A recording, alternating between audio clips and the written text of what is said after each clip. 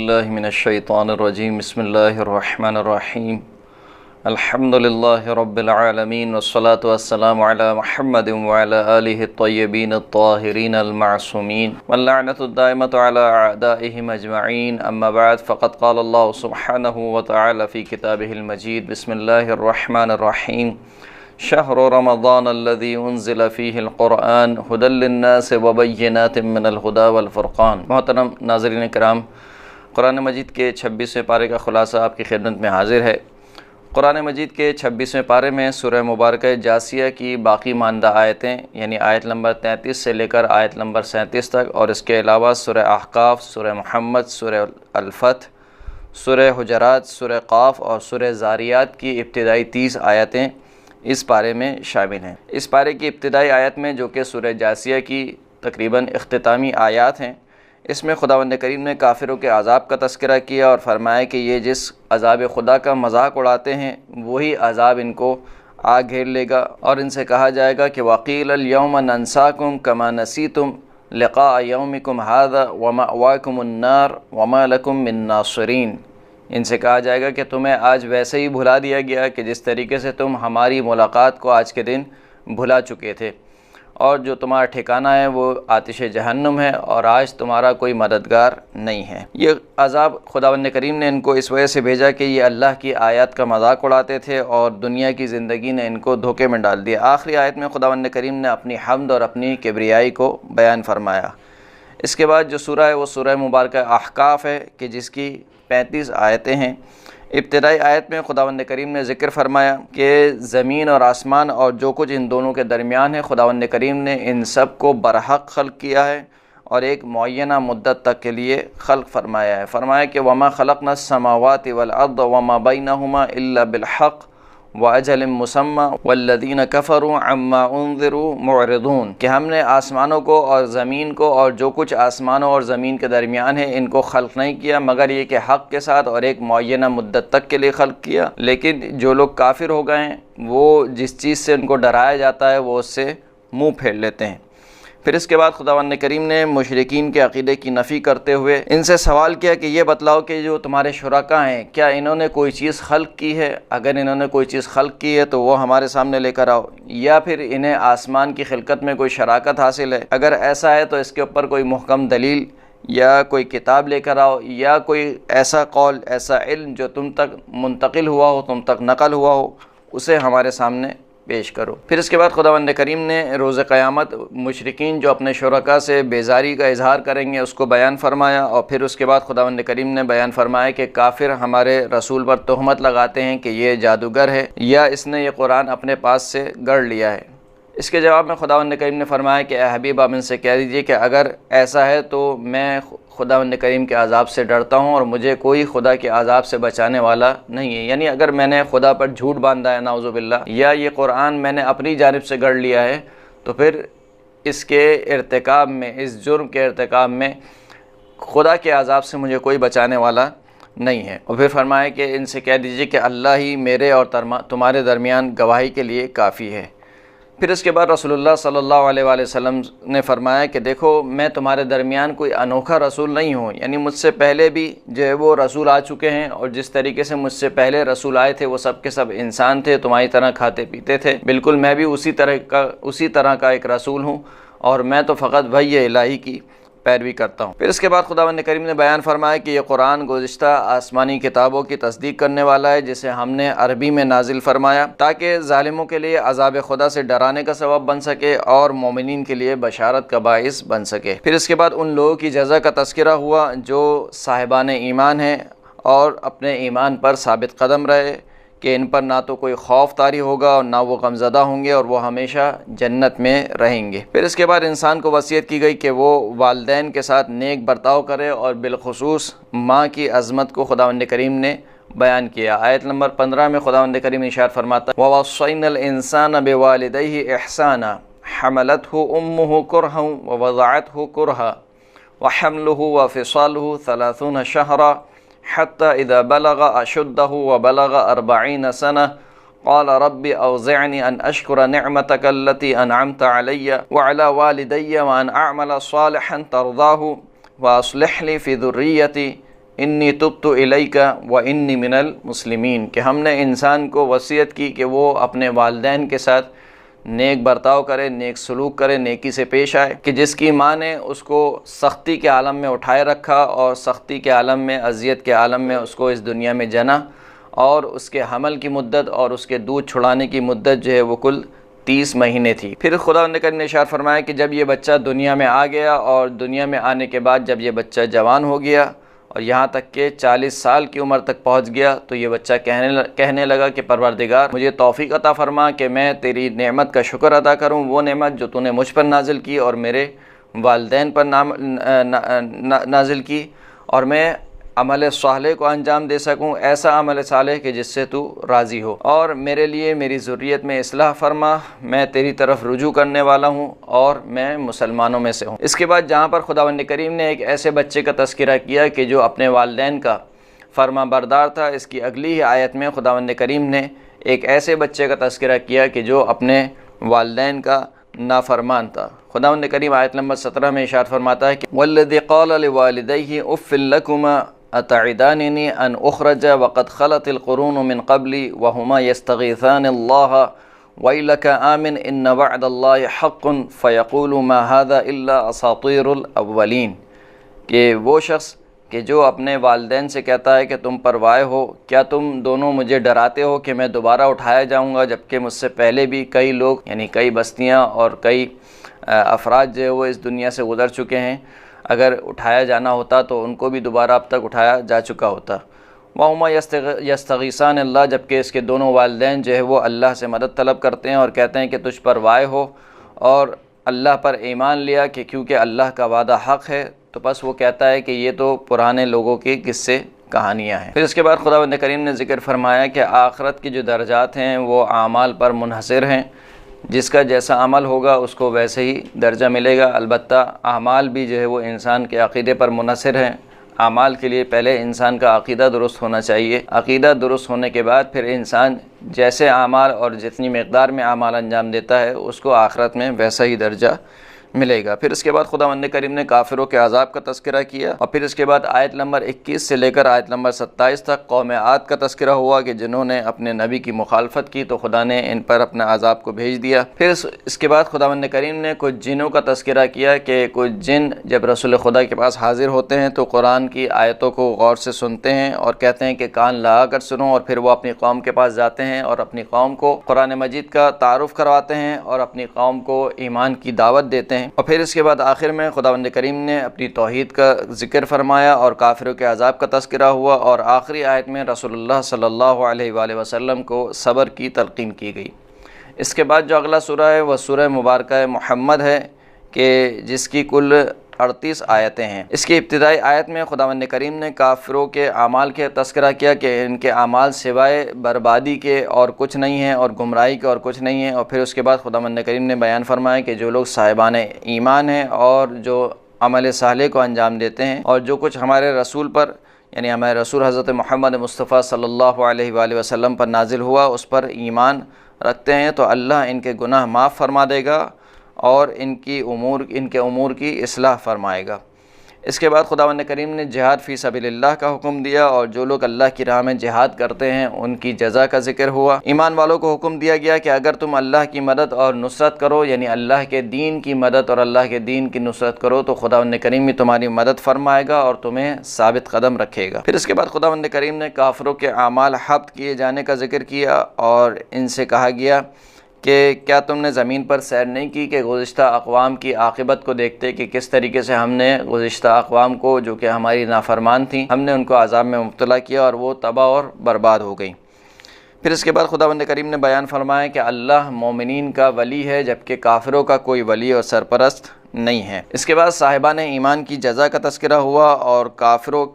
کے آخری ٹھکانے کا تذکرہ ہوا جو کہ جہنم ہے، اور پھر متقین کی جنت کا تذکرہ ہوا اور اس کی نعمتوں کا خداوند کریم نے ذکر فرمایا، اور یوں متقین اور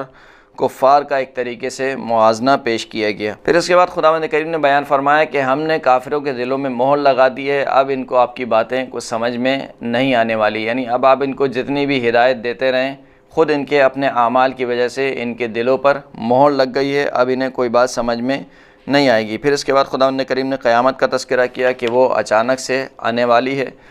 منافقین کا تذکرہ ہوا کہ جب آپ انہیں جہاد کا حکم دیتے ہیں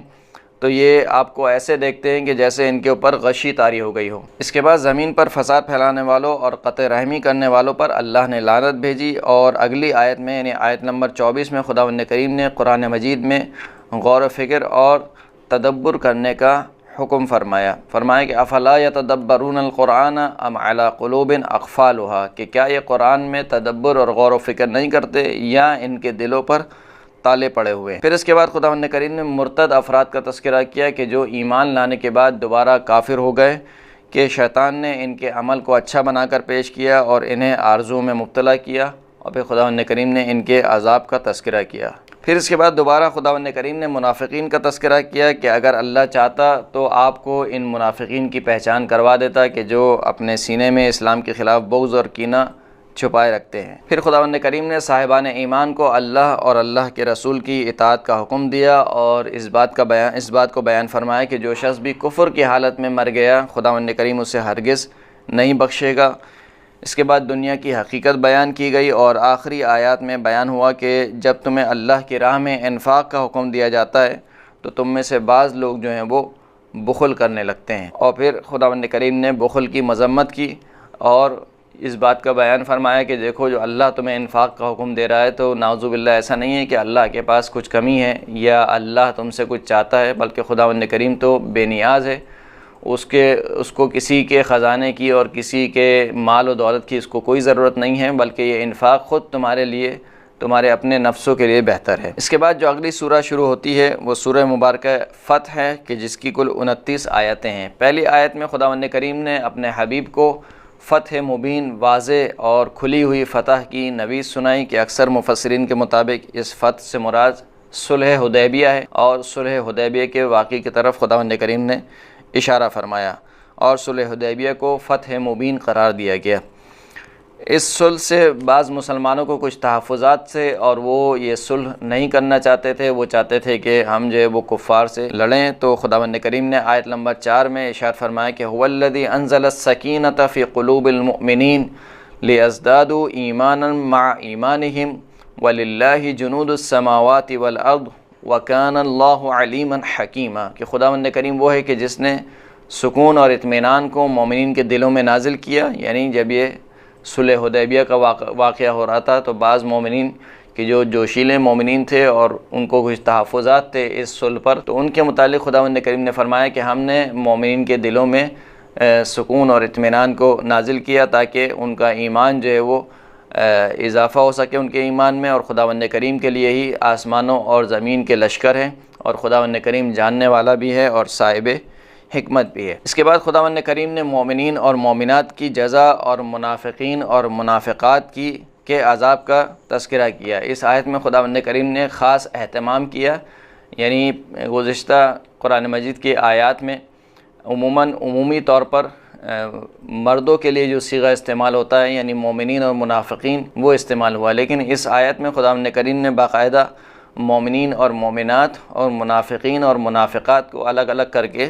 ذکر فرمایا۔ اس کے بعد آیت نمبر 8 اور آیت نمبر 9 میں خداوند کریم نے رسالت کے مقصد کو بیان فرمایا کہ انا ارسلناک شاہدا ومبشرا ونذیرا لتؤمنوا باللہ ورسولہ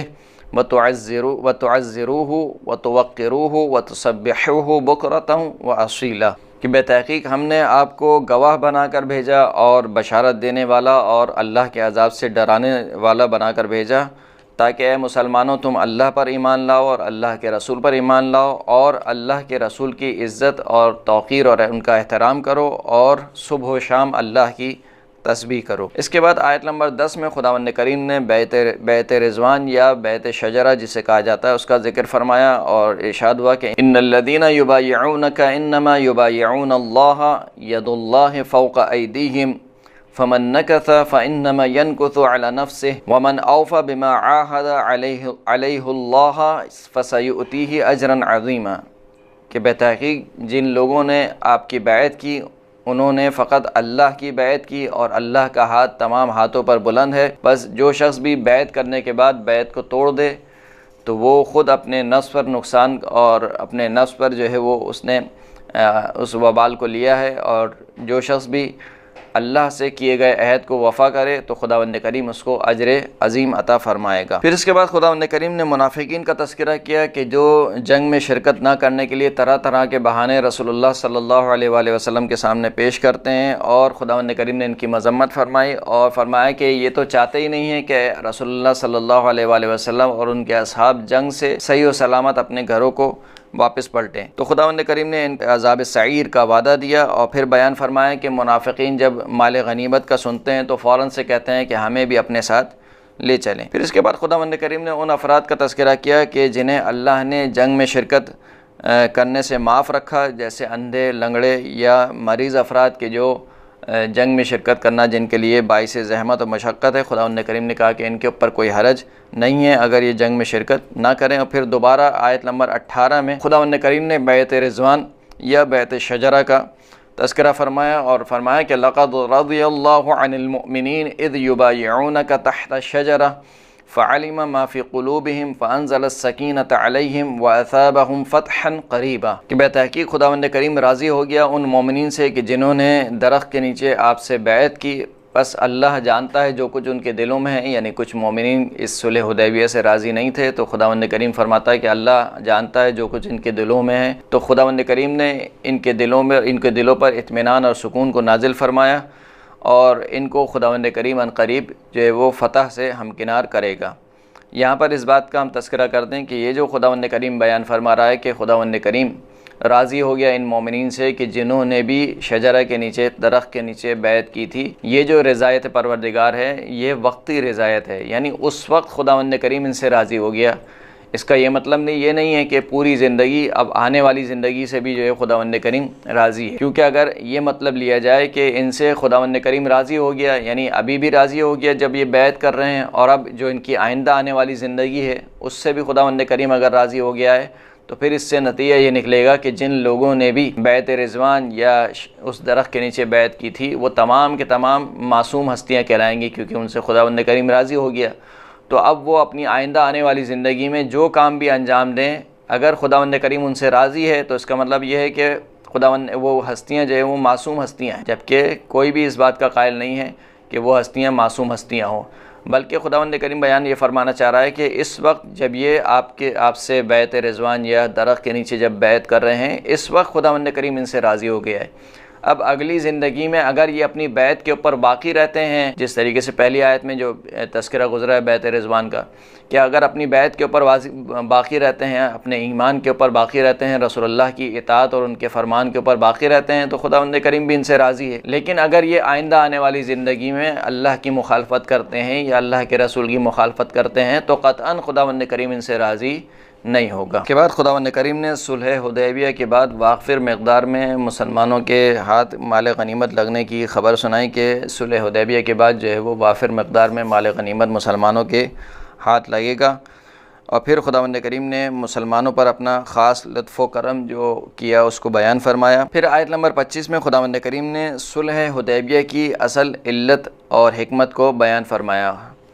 ارشاد ہوا کہ هم الذین کفروا وصدوکم عن المسجد الحرام والحدی معکوفا ان یبلغ محلہ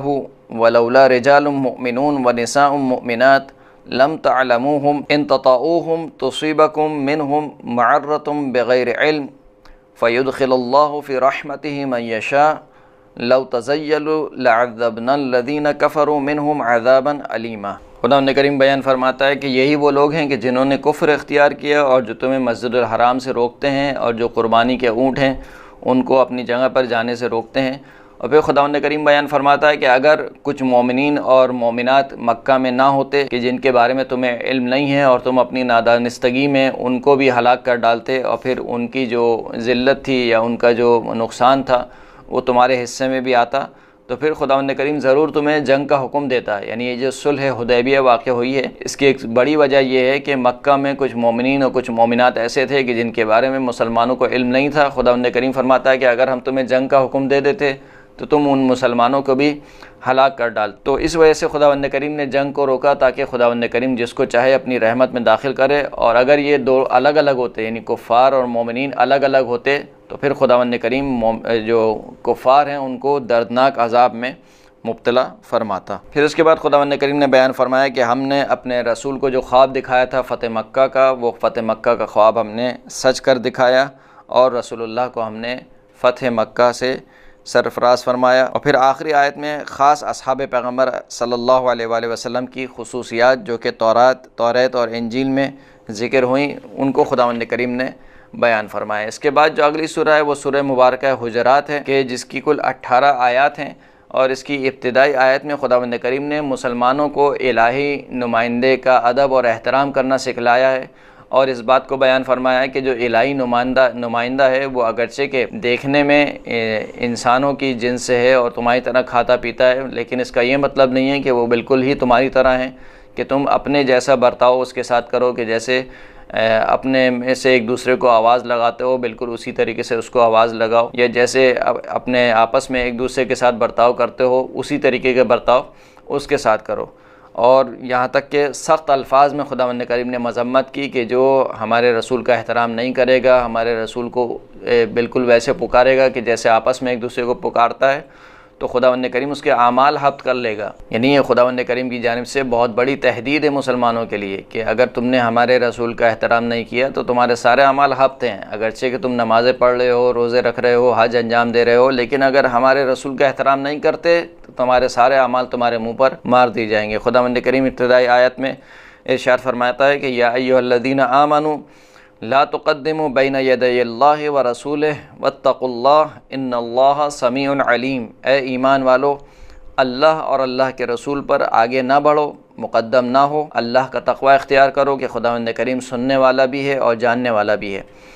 پھر ارشاد ہوا کہ یا ایھا الذین آمنوا لا ترفعوا اصواتکم فوق صوت النبی ولا تجہروا لہ بالقول کجہر بعضکم لبعض ان تحبط اعمالکم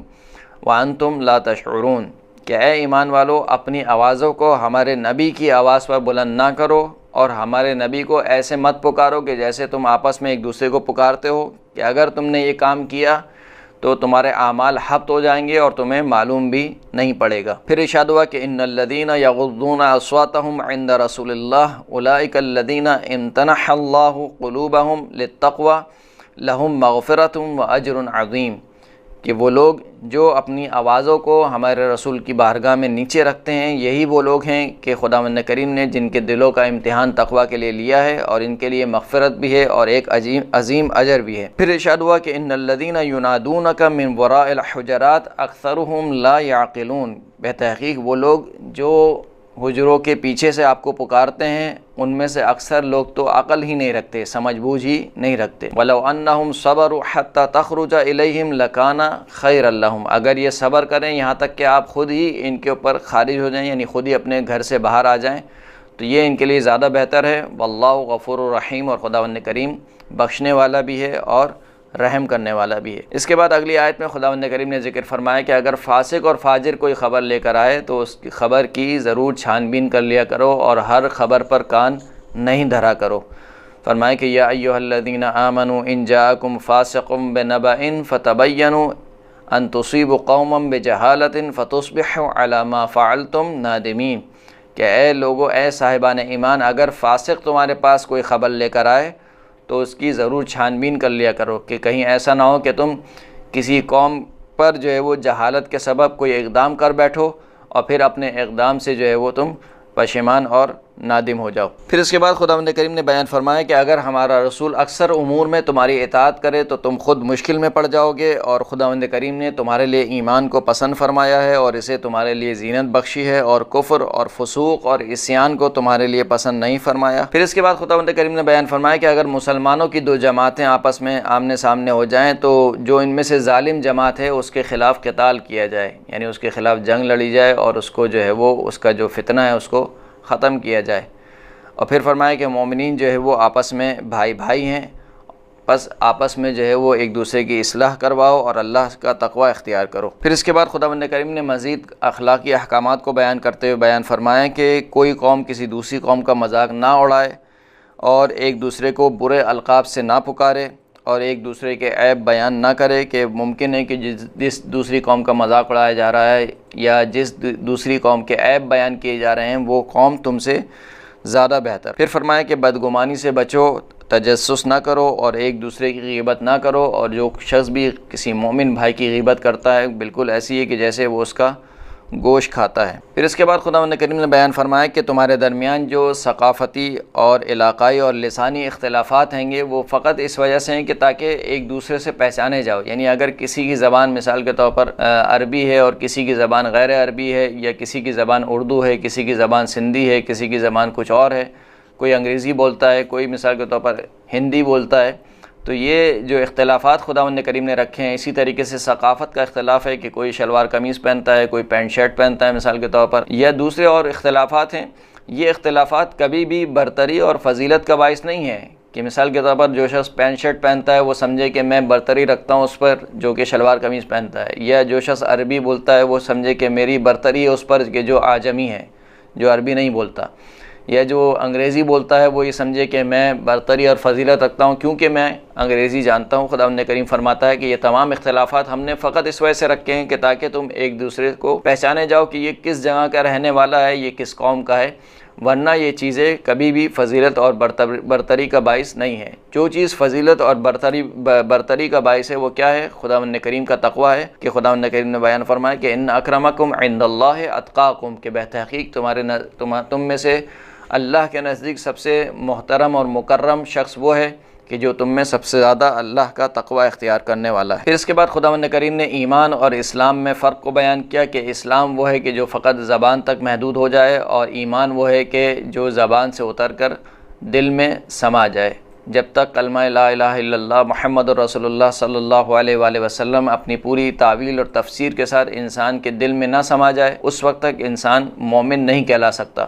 اور جب تک یہ کلمہ فقط زبان پر جاری رہے اس وقت تک انسان مسلمان تو ہے لیکن مومن نہیں ہے۔ پھر اس کے بعد خداوند کریم نے آیت نمبر 15 میں حقیقی مومنین کا تذکرہ فرمایا کہ انما المؤمنون الذین آمنوا باللہ ورسولہ ثم لم يرتابوا وجاہدوا باموالہم وانفسہم فی سبیل اللہ اولئک هم الصادقون، کہ فقط اور فقط مومنین وہ ہیں کہ جو اللہ پر ایمان لائے اور اللہ کے رسول پر ایمان لائے، اور پھر ایمان لانے کے بعد کسی قسم کے شک اور شبہ میں مبتلا نہیں ہوئے، اور اپنے نفسوں سے اور اپنے جانوں سے اپنے مال سے اللہ کی راہ میں جہاد کیا، یہی وہ لوگ ہیں جو کہ سچے مومنین ہیں۔ پھر اس کے بعد آخری آیت میں خداوند کریم نے بیان فرمایا کہ اگر یہ لوگ اسلام لاتے ہیں تو یہ لوگ یہ نہ سمجھیں کہ اسلام لا کر گویا ہمارے رسول پر کوئی بہت بڑا احسان جتلا رہے ہیں، بلکہ ان کا اسلام لانا خود ان کے فائدے کے لیے ہے۔ ارشاد ہوا کہ یمنون علیک ان اسلموا قل لا تمنوا علی اسلامکم بل اللہ یمن علیکم ان ہداکم للایمان ان کنتم صادقین، کہ اے رسول یہ تجھ پر احسان جتلاتے ہیں کہ یہ اسلام لے آئے۔ اے حبیب ان سے کہہ دیجئے کہ مجھ پر اپنے اسلام لانے کے ذریعے سے احسان مت جتلاؤ، بلکہ اللہ نے تم پر احسان کیا کہ تمہیں ایمان کی طرف ہدایت کی اگر تم سچے مومنین ہو۔ اور پھر خداوند کریم نے آخری آیت میں اپنے علم کا تذکرہ کیا، اور یوں سورہ مبارکہ حجرات کا اختتام ہوتا ہے، اور اس کے بعد جو اگلی سورہ ہے وہ سورہ قاف ہے کہ جس کی کل 45 آیات ہیں۔ ابتدائی آیت میں خداوند کریم نے بیان فرمایا کہ کافر اس بات سے تعجب کرتے ہیں کہ کیا ہم مرنے کے بعد دوبارہ اٹھائے جائیں گے، اور پھر خداوند کریم نے بیان فرمایا کہ خداوند کریم انسان کے تمام اعضاء جو مٹی میں مل جائیں گے ان کا علم رکھتا ہے، اور ان کو دوبارہ جوڑنے پر اور دوبارہ ان کو اٹھائے جانے پر، ان کو دوبارہ خلق کرنے پر قادر ہے۔ پھر اس کے بعد خداوند کریم نے آسمان اور زمین میں اپنی نشانیوں کا تذکرہ کیا، اور اس کے بعد خداوند کریم نے قوم نوح، اصحاب رس، قوم سمود، قوم عاد، قوم فرعون، قوم حامان، قارون، قوم لوط اور اصحاب ایکا اور قوم تبع کے بارے میں بیان فرمایا کہ ان سب کے پاس ہمارے رسول آئے اور ان سب نے ہمارے رسولوں کو جھٹلایا تو ان پر ہمارا عذاب۔ پھر خداوند کریم نے فرمایا کہ کیا ہم پہلی خلقت سے تھک چکے ہیں کہ اب دوبارہ ہم مثال کے طور پر خلق نہیں کر سکتے، یعنی جو کافر کہتے ہیں کہ ہم دوبارہ کیسے خلق کیے جائیں گے، تو خداوند کریم بیان فرماتا ہے کہ کیا خداوند کریم پہلی خلقت سے تھک گیا ہے کہ آدم سے لے کر اب تک خداوند کریم انسانوں کو خلق کر رہا ہے، تو جو پہلی خلقت سے نہیں تھکا ہے تو اب وہ دوسری خلقت سے کیوں کر تھک سکتا ہے، ہم ضرور بضرور دوسری خلقت کرنے پر بھی قادر ہیں۔ اس کے بعد خداوند کریم نے اپنے علم کا تذکرہ کیا کہ خداوند کریم انسان کے بارے میں اور جو کچھ انسان کے دل میں اور انسان کے نفس میں خطور کرتا ہے اس کو خداوند کریم جانتا ہے اور اس سے باخبر ہے۔ پھر دو فرشتوں کا تذکرہ ہوا کہ جو انسان کے اعمال مسلسل لکھ رہے ہیں، موت کی سختی اور سور پھونکے جانے اور روز محشر کے حالات کا تذکرہ ہوا، کفار کے عذاب کا تذکرہ ہوا اور متقین کی جنت کا ذکر ہوا۔ آسمان و زمین کی خلقت کا خداوند کریم نے ذکر فرمایا، اور پھر خداوند کریم نے اپنے حبیب رسول اللہ صلی اللہ علیہ وآلہ وسلم کو صبر کرنے اور صبح و شام اللہ کی تسبیح کرنے کا حکم دیا، اور آخری آیت میں خداوند کریم نے معاد کا تذکرہ فرمایا۔ اس کے بعد سورہ مبارکہ ذاریات شروع ہوتی ہے کہ جس کی کل 30 آیتیں، یعنی ابتدائی 30 آیتیں اس پارے میں 26ویں پارے میں شامل ہیں۔ ابتدائی آیت میں خداوند کریم نے چند قسمیں کھا کر خداوند کریم نے بیان فرمایا کہ قیامت برحق ہے، اور فیصلے کا دن اور حساب و کتاب کا دن جو ہے وہ برحق ہے۔ پھر اس کے بعد خداوند کریم نے ذکر فرمایا کہ جو قیامت کے منکر ہیں ان کے پاس اپنے دعوے کے لیے کوئی محکم دلیل نہیں ہے۔ کفار کی سزا اور متقین کی جزا کا ذکر ہوا، اور متقین کی کچھ صفات بیان ہوئیں۔ آسمان و زمین میں اور خود انسان میں خداوند کریم نے جو توحید کی نشانیاں رکھی ہیں ان کی طرف انسان کو توجہ دلائی، اور پھر اس کے بعد آخر میں خداوند کریم نے حضرت ابراہیم علیہ السلام کے مہمانوں کا تذکرہ کیا کہ جو پہلے حضرت ابراہیم کے پاس آئے اور حضرت ابراہیم کو بشارت دی ایک لڑکے کی، اور جب حضرت ابراہیم نے ان سے پوچھا کہ تم کس قوم کی طرف تم کو بھیجا گیا ہے، تو فرمایا کہ ہم قوم لوط کی طرف ہم کو بھیجا گیا ہے تاکہ ان کی قوم کو عذاب میں مبتلا کریں، سوائے جناب لوط اور ان کے اہل بیت کے، سوائے ان کی بیوی کے کہ جو کہ راہ راست پر نہیں تھیں۔ اور یوں اس طریقے سے یہ 26ویں پارے کا اختتام ہوتا ہے۔ وآخر الدعوانا ان الحمد للہ رب العالمین۔